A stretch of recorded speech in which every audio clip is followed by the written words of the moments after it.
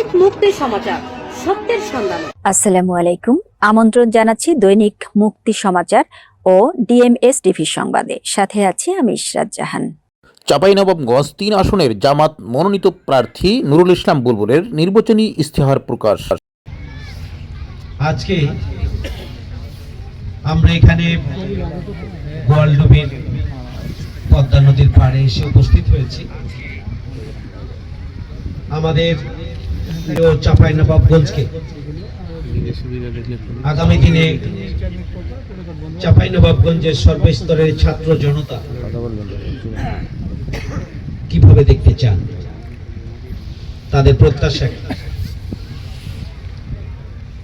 তারা কি স্বপ্ন দেখেন, সেই স্বপ্নকে কিভাবে বাস্তবে রূপায়িত করা যায়, এই সবগুলো বিষয়কে সামনে রেখে নবাবগঞ্জের সকল স্তরে কম সময়ে সার্ভিস নিশ্চিত করা, সারা দেশেই সুশাসন জাতীয়ভাবে প্রতিষ্ঠিত হলে স্থানীয়ভাবে এটাকে বাস্তবায়ন করা সম্ভব ইনশাআল্লাহ।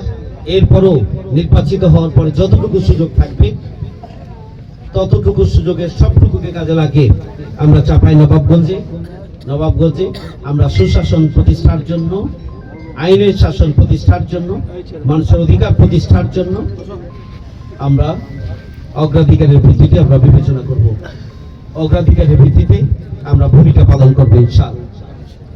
আমরা আমাদের প্রিয় চাঁপাইনবাবগঞ্জকে গ্রিন, সবুজায়নের চাঁপাইনবাবগঞ্জ, ক্লিন, পরিচ্ছন্ন চাঁপাইনবাবগঞ্জ হিসাবে আমরা গড়ে তুলতে চাই।